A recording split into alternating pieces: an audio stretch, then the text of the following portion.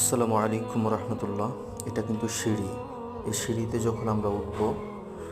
যখন আমরা সিঁড়ি থেকে উপরের দিকে উঠবো, সেই মুহূর্তে আমরা অবশ্যই পড়ব আল্লাহু আকবার, আল্লাহু আকবার, আল্লাহু আকবার, আল্লাহু আকবার, আল্লাহু আকবার, আল্লাহু আকবার।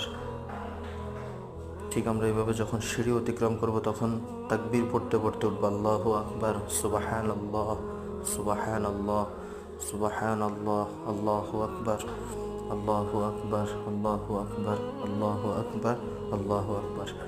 মনে করেন এবার আমরা আমাদের গন্তব্যস্থানে চলে আসছি। এখন আমরা যখন আবার সিঁড়ি থেকে নিচে নামবো, সেই মুহূর্তে আমরা পড়বো